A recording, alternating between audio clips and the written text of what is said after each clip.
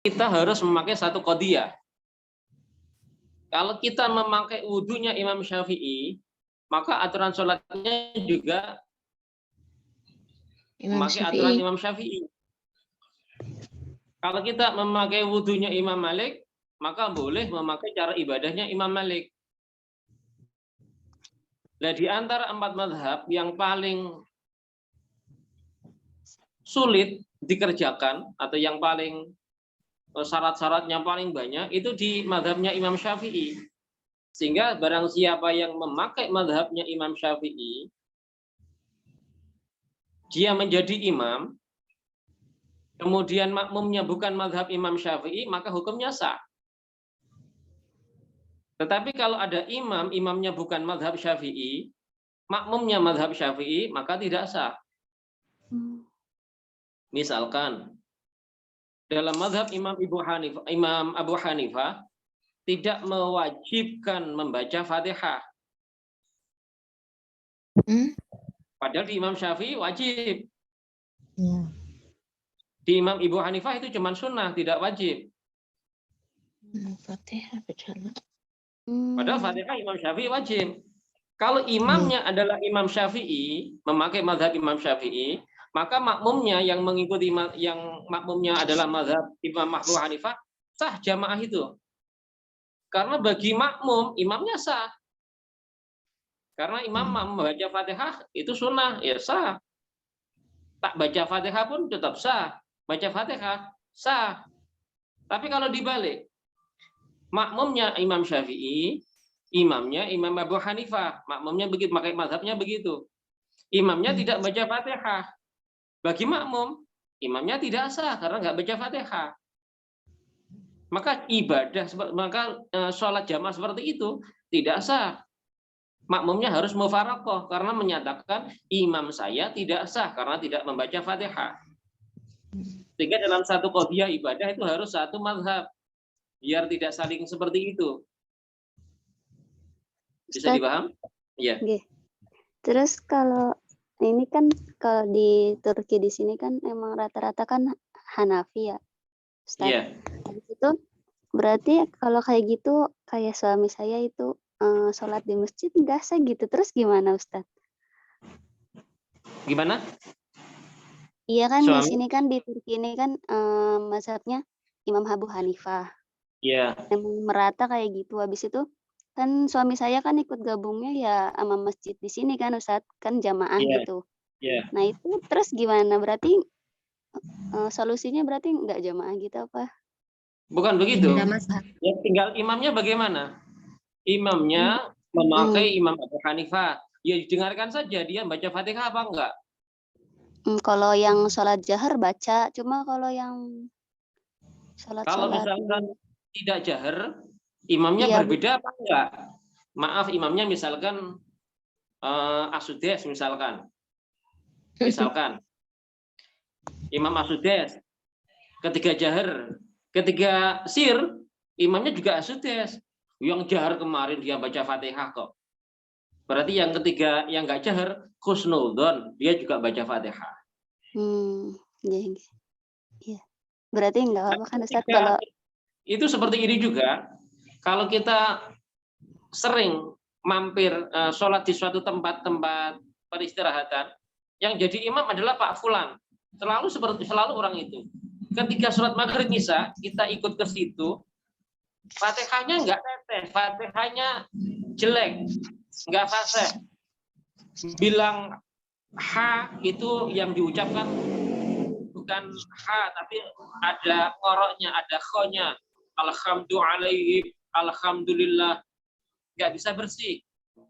Antara sin, shin, shot, semuanya sama. Terus bacanya banyak yang salah. Goiril magedebugi, banyak yang salah. Misalnya begitu. Itu ketika dijahar. Dan nanti ketika tidak jahar, tidak bisa dihusnudzon. Ini paling sekarang ini waktu kalau sholat zuhur asar orangnya fasih kok. Kalau enggak sir, orangnya enggak fasih, tapi kalau sir insya Allah fasih. Enggak bisa begitu. Jahar saja nggak fasih, apalagi sir. Bisa dipaham? Insya Allah.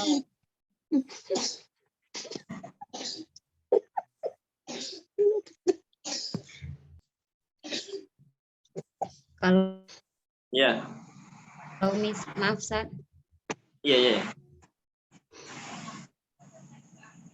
misalkan ini dia dari kecil, dari umur 7 tahun sudah dilatih sholat sampai umur haid lah. Iya, Alhamdulillah tidak pernah meninggalkan sholat. Tapi dia iya. tidak paham masalah haid kayak seperti ja'al mane atau zawalul mane. Itu kan seperti zuhur dengan asar. Zawalul mane itu kan zuhurnya harus dikodok. Nah, masalah itu tidak paham itu tetap gimana Ustadz? Sampai dia paham umur misalkan 17 tahun. Ya tinggal ngitung aja. Haidnya umur hitung aja. berapa? Ya, haidnya umur berapa, terus pahamnya umur berapa? Kan tinggal ngitung kan nggak banyak itu. Kira-kira dalam satu sekian tahun itu, misalkan haidnya umur 15, tahunnya hukum umur 17, kan cuma 2 tahun.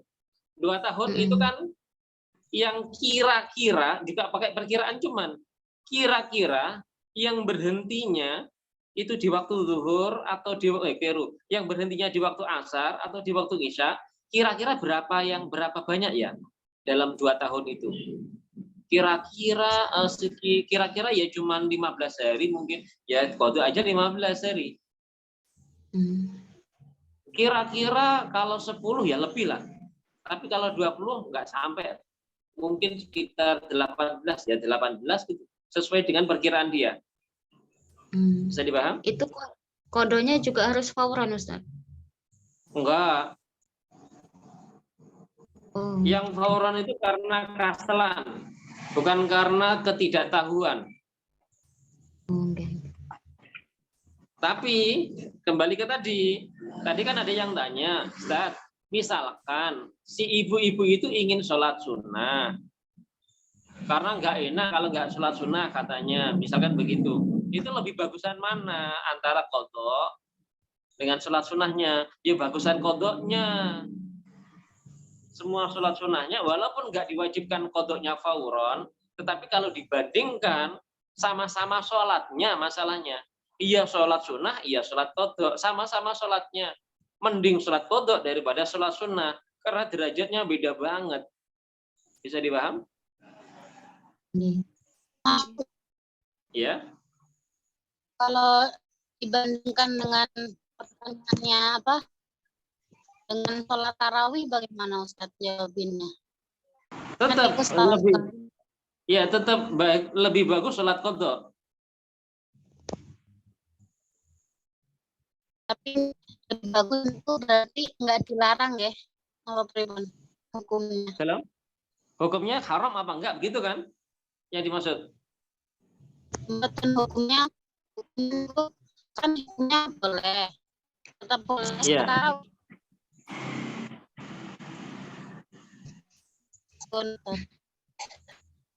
Kurang jelas kan? Bisa diulang? Hukum. Okay. Kayaknya hukumnya dilarang apa enggak gitu bukan sih Ustazah?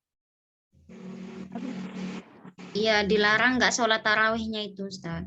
Oh, nggak dilarang. Nggak dilarang, boleh. Asalkan tidak kedahulan meninggal. Dia juga mengqadha. Iya, dia juga mengqadha, juga sholat tarawih. Boleh, nggak ada larangan. Tetapi ketika dia meninggal sebelum selesai qadhanya, itu yang jadi masalah. Iya. Karena nah, ketika umur nggak ada yang tahu. Iya, karena umur nggak ada yang tahu. Maka dari hitung-hitungan yang seperti itu, milih sholat sunnah, milih sholat qadha, karena tidak tahu seberapa lama umur ini, itu lebih mana? Lebih utama mana? Lebih afdal mana? Lebih untung mana? Itu dipakai sebagai perhitungan. Wallahu a'lamu. gimana di dalam hadis apa makalah itu antara uzur wal ma'dzur, ma'dzur wal mahdzur kalau tidak salah begitu. Allahu ya'lamu mahdzur wal mahdzur kalau nggak salah. Saya lupa tepatnya kata-katanya. Yang kurang lebih artinya Allah itu tahu Mana udur, orang mana yang karena uzur dan tahu orang yang karena terbujuk. oh. Terbujuk rawian setan. Pak ini sholat sunnah ini setahun pisan loh. Nggak mungkin ada tarawih tiap hari. Cuman Ramadan aja. Ramadan aja. Tarawih aja, nggak usah qadha. Oh iya. Ini sholat apa itu namanya? Sholat hari raya loh. Pahalanya besar banget loh. Jangan sampai nggak usah qadha. Itu setan pintar itu masalahnya.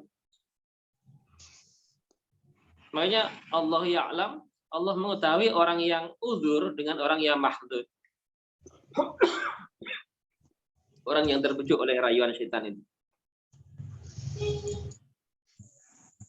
Kalau memang orang itu uzur, belum ada kesempatan, mungkin sakit terus-terusan, terlalu berat kalau untuk mengqadha terus-terusan, maka bolehlah diberi keringanan mengqadhanya kalau sudah badannya agak sehat. Itu kan Allah tahu bahwa mereka itu uzur, kesulitan kalau untuk mengqadha terus-terusan. Tapi orang yang terbujuk oleh setan berbeda lagi. Bisa dipaham? Insya Allah. Ustadz, ada titipan pertanyaan, Ustadz. Iya, silakan. Ada yang bertanya, sekarang ini kan zaman semakin canggih. Oke. Dia tanya hukumnya apa itu KB, alat kontrasepsi itu kan macam-macam. Ada yang pil, ada yang suntik, ada yang implan, ada yang spiral. Nah itu hukum menggunakannya bagaimana, Ustaz? Hukum KB itu hukumnya mubah. Ada yang sampai haram, tapi tidak ada yang sunnah. Ada yang wajib, ada yang haram, tapi umumnya hukum aslinya mubah. Yang wajib itu ketika diketahui oleh dokter bahwa ketika kalau seumpama dia hamil lagi itu membahayakan si ibu atau membahayakan calon bayinya. Mungkin dia punya penyakit apa yang menyebabkan dia hamil, maka taruhannya adalah nyawa. Pak, setiap orang hamil taruhannya nyawa loh, Pak. Ketika masa melahirkan, bukan itu maksudnya. Resiko kematian itu lebih tinggi karena ada dobelan, ada komplikasi sakit itu. Misalkan dia punya sakit sesak nafas, ada kanker, ada apa itu namanya darah tinggi, ada diabetes, ada kolesterol, ada stroke, masih pengen hamil. Oleh dokter dibilangin bahaya loh ini, bahaya banget. Mungkin ketika karena dia punya sesak nafas juga, ketika masa apa itu namanya kontraksi, ya udah selesai nafasnya, nggak kuat untuk mengeluarkan bayi. Ya sesar saja, sesar bahaya, tetap bahaya, karena dia punya darah tinggi, HB-nya rendah. Dokter menyatakan itu berbahaya, itu bisa ibunya meninggal. Maka diwajibkan KB bagi dia. Ada yang haram, ini masih berusia subur, masih bisa hamil, tapi karena alasan, wah saya kan belum punya rumah, ekonomi masih nyari-nyari, suami kadang ada kerjaan, kadang-kadang enggak, terus makannya nanti gimana kalau punya anak lagi, lalu dia melakukan KB, yang KB itu menghentikan kehamilan, menyebabkan dia tidak bisa hamil lagi dengan cara apa itu namanya steril kalau tidak salah namanya. Iya, ada Nah, steril. ya menyebabkan dia tidak akan hamil lagi, nggak akan bisa lagi. Maka itu hukumnya haram. Alasannya itu tidak masuk akal. Yang memberikan hidup, yang memberikan rezeki itu apa? Suami, toh? Bukan. Yang memberikan Allah cuma lewat suami, mungkin lewat tangan kita, mungkin lewat orang tua, mungkin lewat siapa nggak tahu. Allah semuanya pasti dari Allah. Lewatnya macam-macam. Kalau misalkan bahwa rezeki itu mestinya dari suami, bukan dari Allah. Ketika ada seorang istri suaminya meninggal, pasti dia akan ikut meninggal. Ketika seorang ayah meninggal, pasti anaknya meninggal. Kalau memang rezeki itu dari seorang ayah atau dari seorang suami. Nyatanya banyak janda tetap bisa hidup. Banyak anak yang tidak punya orang tua yatim tetap bisa hidup. Karena rezeki bukan dari orang tua, bukan dari suami, tapi dari Allah. Maka alasan takut nggak bisa menghidupi itu bukan alasan. Yang alasan yang diperbolehkan itu adalah alasan nyawa. Itu baru bisa digunakan sebagai alasan untuk mensteril, untuk melakukan KB agar tidak hamil lagi, itu boleh. Di situ malah diwajibkan agar melakukan KB steril karena membahayakan. Kalau yang mubah itu yang hanya sekedar untuk menjarakkan kehamilan. Ya, Menjarangkan. Tapi ini anaknya kan masih baru 1 tahun. Kalau tidak KB, nanti gendong, bahasanya Jawa apa ya? Gendong mikir apa ya? Ibunya yang satunya masih ngandung, perutnya ngandung, tapi tangannya masih gendong. Nyusui. Yang tangan kiri gendong, perutnya hamil, tangan kanannya Nuntun. gandeng. Nuntun. Tangan kanan nuntun, gandeng yang kecil, tangan kirinya gendong, perutnya ngandung. Itu kan menyulitkan si istri toh. Maka boleh dijarangkan. Tidak sampai haram KB itu, nggak sampai haram kondisi seperti itu. Karena hukum awal KB itu cuma mubah. Cuman nanti akan memilih model KB yang bagaimana, itu ada yang haram, ada yang enggak. Yang haram itu yang sampai memutus kehamilan, artinya tidak bisa hamil lagi.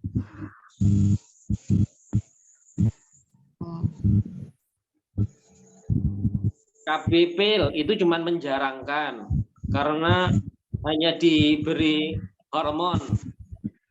KB implan susu itu juga hanya menjarangkan karena hanya di susu itu menyebabkan hormonnya mati. Kemudian ada KB apa itu namanya? Yang dimasukkan ke rahim. Kondom kan juga termasuk KB kan? Iya. Yang dimasukkan ke rahim, Ustaz. Spiral. Dimasukkan ke rahim yang namanya spiral, yang bentuk kayak huruf T itu.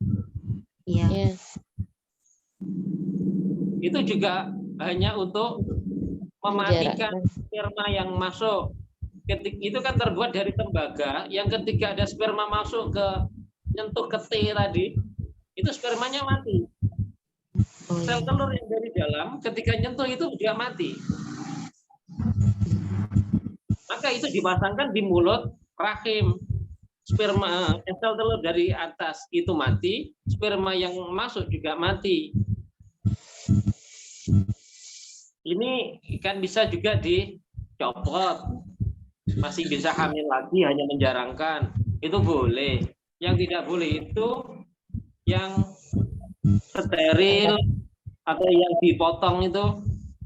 Angkat rahim. Walaupun sebenarnya yang dipotong itu sebenarnya bisa juga, tapi biayanya mahal.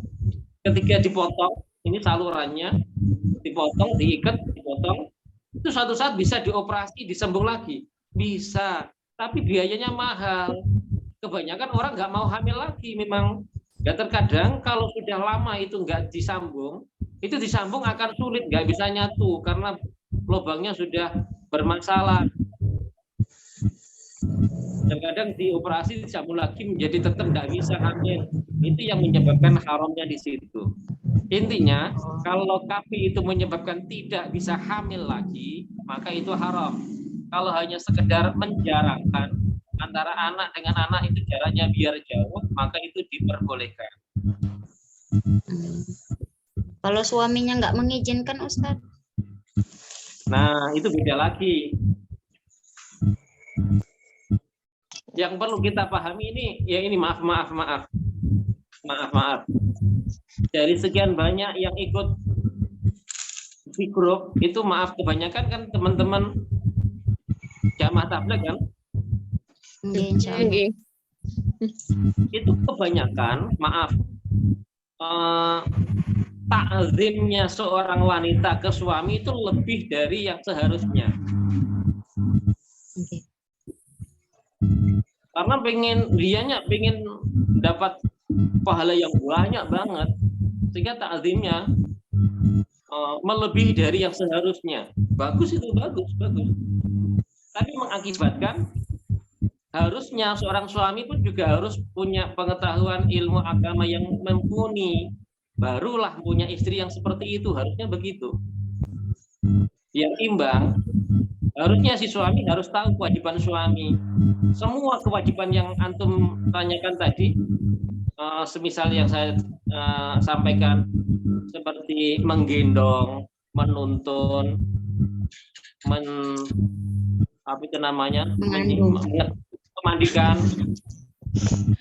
memandikan, memberi makan, menyuapin anak, menyusui, apalagi.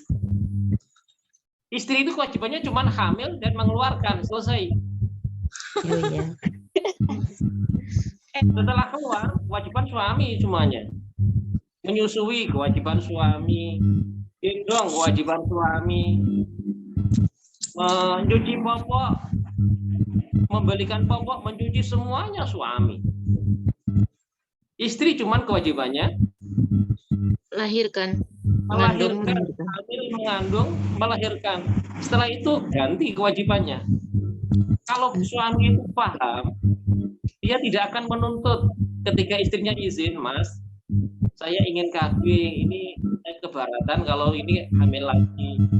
Ya pasti akan bilang iya silahkan. Karena yang akan menjadi tumpuan kesulitan, yang repot itu suami, karena itu kewajiban suami. Saya masih ingat anak saya yang pertama. Karena yang pertama itu laki-laki, menyusunya itu lama. Saya masih ingat istri tidur, saya yang ngidong anak, nyusuin, ngepaskan. Agar mulutnya bisa nempel ke putingnya ibunya tidur, ya biarin tidur, memang kewajibannya bukan menyusui. Yang penting kan air aslinya di situ pabriknya. Ya anaknya itu saja gendong, saya tempatkan ke pabriknya, ibunya tidur ya biarin, nggak usah dibangunin. Nanti anaknya sudah tidur pula, ya copot lagi, tidurkan. Memang bukan kewajibannya menggendong. Dan saya masih ingat, anak masih bayi, saya kerja, saya bawa itu anak. Saya sekolah ngajar di pondok, bayi itu saya gendong, saya taruh di sebelah saya ngajar. Karena memang bukan kewajiban si istri. Itu pun pulang saya masih masak lagi karena bukan kewajiban istri masak. Enak. Berarti nggak ada hak melarang ya, Ustaz? nggak ada hak melarang. Cuman sebaiknya minta izin. Karena dalam satu keluarga itu yang dibutuhkan adalah saling pengertian. Suami pun harus paham ilmu ini sehingga dia harus mengerti. Kebanyakan di orang awam kebanyakan itu seakan-akan kan urusan anak, masak, apalagi nyapu, macam-macam, bersih-bersih Rumah semuanya tangga. itu rumah tangga itu kewajiban istri. Itu pemahaman laki-laki kebanyakan umumnya begitu. Itu pemahaman yang sangat amat salah. Kewajiban perempuan kan cuma 5 toh. Nggih. Apa? Maca, Menawarkan. Ya. menawarkan. Baca mana? Nah kan cuma itu toh. Tapi ketahuilah bahwa ketika suami istri mau menggendong, mau menyusui itu pahalanya banyak banget, masya Allah nggak terhitung. Mau mencucikan baju suami pahalanya masya Allah. Tapi hendaknya suami pun harus tahu diri lah. Sudah dibantu sekian banyak kok enggak. Ketika istri minta izin, Mas begini saya ingin KB, ya silakan. Harusnya begitu. Walaupun sebenarnya tidak ada kewajiban minta izin. Suami nggak ada hak melarang. Asalkan memang madarat loh. Artinya madarat itu perempuannya kesulitan kalau semuanya diburuk nih. Diburuk nih itu apa? Semuanya ditanggung istri. Ya dilimpahkan ke istri. Ngomong saja, Mas, kalau ini kewajibanmu ini yang macam-macam ini semuanya dilimpahkan ke aku, ya masak, ya ngurusin anak, ya ngurusin rumah tangga, semuanya aku, kamu cuman kerja saja, tok. Nyari uang, tok. Lainnya saya, ya saya keberatan, padahal itu semuanya kewajibanmu loh. Bagaimana kalau ini anak yang selanjutnya ini jarak, biar tidak merepotkan, itu harusnya suaminya pengertian.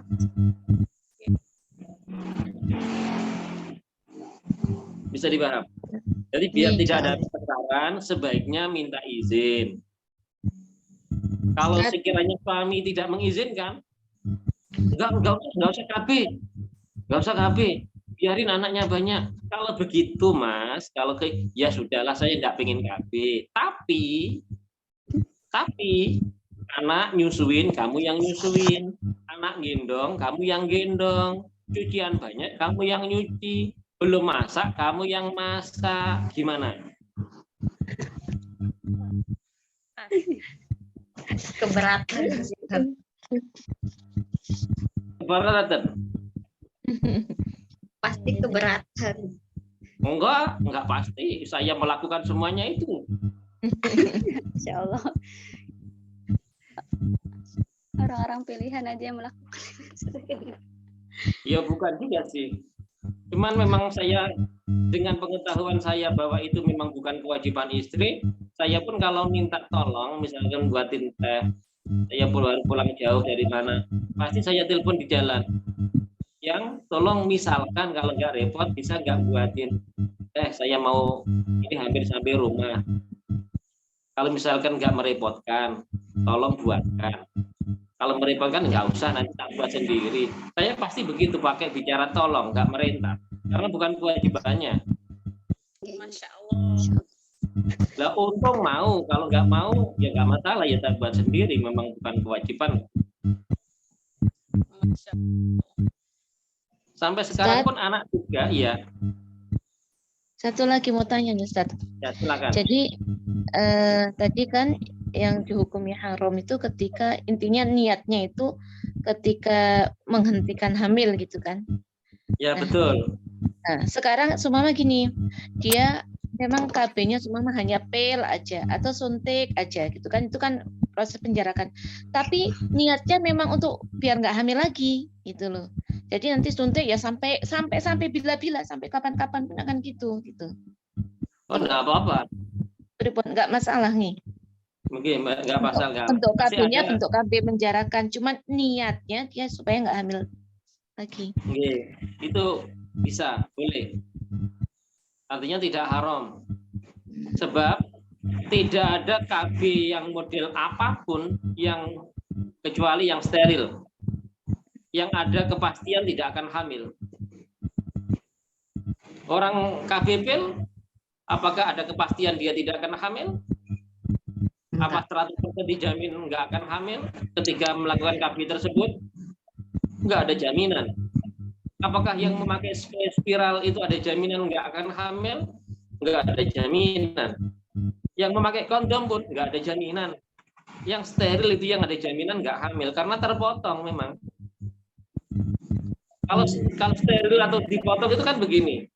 Ini kemudian ditekuk, ditalenin, diikat, apa itu namanya, ditekuk itu apa? Dilipat, kemudian diikat, setelah diikat, ininya dipotong. Jadi potong, ini diikat, baru kemudian dipotong. Sampai kapan nggak akan hamil? Ini terputus sel telurnya, nggak akan keluar. Iya. Kalau KB yang lain itu nggak ada jaminan nggak akan hamil. Banyak orang KB pil tetap hamil. Banyak orang KB spiral ya tetap hamil. Bahkan ada juga orang KB spiral, spiralnya itu nempel ke bayinya, ke janinnya. Ketika bayi dikeluarkan, loh di perut bayinya ada apanya? Nempel. Spiralnya itu nempel ke situ. Jadi macam-macam, tidak ada jaminan. Jadi boleh asalkan tidak steril. Kalau steril itu memang haram. Kalau dia pengen, tapi KB-nya nggak selesai Ustaz. Pengen KB pil bertahun-tahun, 10 tahun, 20 tahun, ya biarin, nggak masalah. Selama tidak diniati steril. Kalau steril nggak akan hamil lagi, selesai, itu haram. Itu masih ada harapan hamil kok. Sama seperti ini kurang lebihnya. Saya adalah orang Islam yang insya Allah alhamdulillah setiap ada sholat fardu, masuk sholat waktu fardu, saya ada keinginan azam untuk melakukan sholat. Nanti subuh ada adzan, insya Allah saya sholat. Nanti zuhur ada adzan, insya Allah saya sholat. Misalkan nanti subuh saya sudah ada rencana akan sholat. Nanti malam saya meninggal. Saya nggak berdosa. Misalkan sekarang ini, di waktu ngisya sekarang ini, tadi saya belum sholat misalkan. Rencana sholat nanti jam 12 malam. Sekalian sholat tahajud, habis ini tidur, nanti bangun, sholat ngisya, lalu sholat tahajud, misalkan begitu. Kan ada rencana, memang ahli sholat, artinya bukan orang yang malas sholat. Maka selama ini misalkan sebelum nanti malam ketika tidur dia meninggal, kan belum sholat ngisya kan? Karena rencananya nanti kalau sudah bangun itu tidak dosa. Meninggalkan sholat ngisya tadi, belum sholat itu nggak dosa. Karena ada rencana nanti untuk sholat, ada azam ke sana. Berbeda dengan orang kaslan yang memang amdannya dia selalu nggak pengen sholat. Memang orang Islam, tapi enggak, cuman KTP-nya enggak pernah sholat. Maka waktu demi waktu dia selalu berdosa. Meninggal pun berdosa. Karena ketika diberi hidup pun dia tidak akan pengen sholat. Ada waktu azan nggak sholat, nanti ada azan lagi nggak sholat lagi, memang nggak pernah sholat. Cuma dia orang Islam. Suatu saat meninggal tetap dosa. Sebab pertanyaannya, kalaupun dia diberi hidup, dia tetap nggak sholat, maka mati pun membawa dosa. Berbeda dengan orang yang biasa sholat, ada rencana nanti untuk sholat, belum sampai sholat, dia meninggal. Maka meninggal ketika tidak sholat itu tadi loh. Belum sholat tadi hukumnya tidak berdosa. Karena ada rencana, sekarang cuma belum dilakukan. Bisa dipahami? Itu sama dengan yang tadi. Ini tidak mensterilkan, masih ada rencana suatu saat itu masih ingin hamil lagi, entah kapan. Cuman sekarang ini masih belum siap. 10 tahun lagi mungkin belum siap, 20 tahun lagi mungkin belum siap. Siapnya kapan? Ya nantilah sampai oleh Allah diberikan kesiapan. Tapi nggak menutup kemungkinan untuk tidak hamil. Karena tidak disterilkan, masih ada harapan bisa hamil. Maka itu diperbolehkan. Bisa dipahami?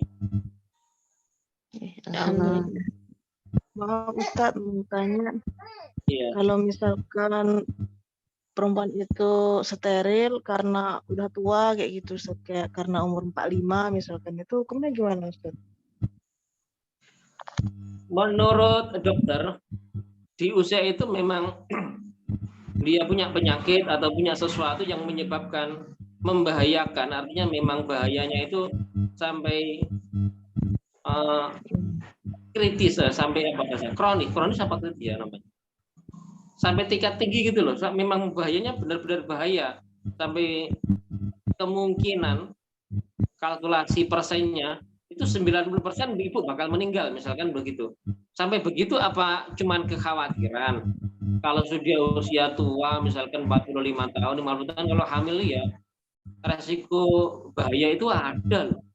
Apa cuman begitu? Ya cuman begitu Ustadz. Kalau cuman ada resiko itu hukumnya belum sampai diperbolehkan untuk steril.